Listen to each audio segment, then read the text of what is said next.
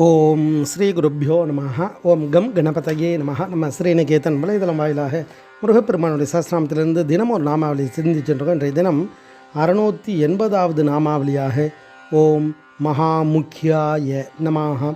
முருகப்பெருமான இந்த நாமாவளி பெருந்தன்மை கொண்டு யாவருக்கும் முன்னிலையில் இருப்பவர்க்கு நமஸ்காரம் அப்படின்னு வர்ணிக்கிறது.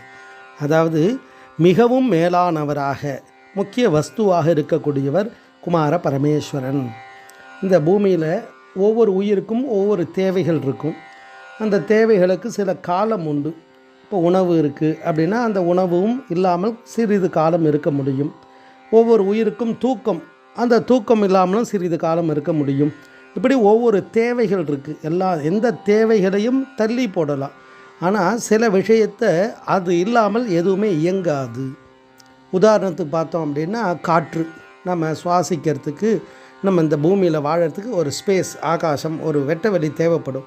அதில் தான் அந்த காற்று வர்றதுக்கு அனுகூலமாக இருக்கும். அந்த காற்று தான் பிராணவாயுன்னு சொல்கிறோம் இல்லையா, ஆக்சிஜன் முக்கியமானது.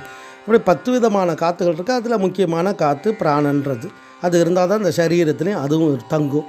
அப்போ இது மாதிரி அது இல்லாமல் அடுத்ததை சிந்திக்கவே முடியாது இல்லையா. அது மாதிரி இறைவன் எல்லாமாவும் இருக்கக்கூடியவர், அதுலேயும் எல்லாத்துலேயும் முக்கியமாக இருக்கக்கூடியவர், முக்கியமான ஆதார பொருளாக இருக்கக்கூடியவர்னு அர்த்தம். எல்லா உயிர்களுக்கும் எது முக்கியம் அப்படின்னா சந்தோஷம், ஆனந்தமாக இருக்கணும் அப்படின்றது ஒரு பொதுவான எல்லா உயிர்களுக்கும் இருக்கக்கூடிய இயற்கை. இதற்கு இடையூறாக இருக்கக்கூடியது 2 வினைகள். அந்த 2 வினைகளால் மும்மலங்களால் பல பிறவிகள் எடுத்துகிட்டே இருந்து பல துன்பங்கள் எல்லாம் அடைகிறது இந்த ஆத்மா. அப்போ இறை அருளால் மேலான ஞானம் சித்திச்சு நமக்கு மேலான பரகதி முக்தி அப்படின்னு சொல்லக்கூடிய இரவாத தன்மையை இறை அருளால் மட்டும்தான் நம்ம அடைய முடியும்.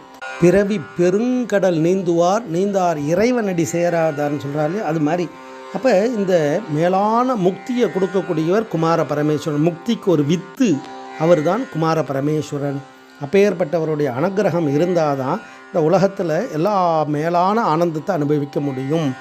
அதை தான் திருப்புகழில் அழகாக சொல்லுவார். உலகு தனில் பல பிறவி தரித்து உழல்வது விட்டு இனி அடி நாயேன் உனது அடிமை திரள் அதனினும் உட்பட உபய மலர்ப்பதம் அருள்வாயேன்னு கேட்பார். அப்படி அவரால் மட்டும்தான் அந்த பாக்கியத்தை கொடுக்க முடியும். அப்பேற்பட்ட மேலான வஸ்துவாக, மேலான அந்த பரம்பொருளாக முருகப்பெருமான இந்த நாமாவளி தத்துவார்த்தமாக வர்ணிக்கிறது. ஓம் மகாமுக்கியாய நமஹ. ஸ்ரீ குருப்பியோ நமஹ. ஓம் சுப்பிரமணியாய நமஹ.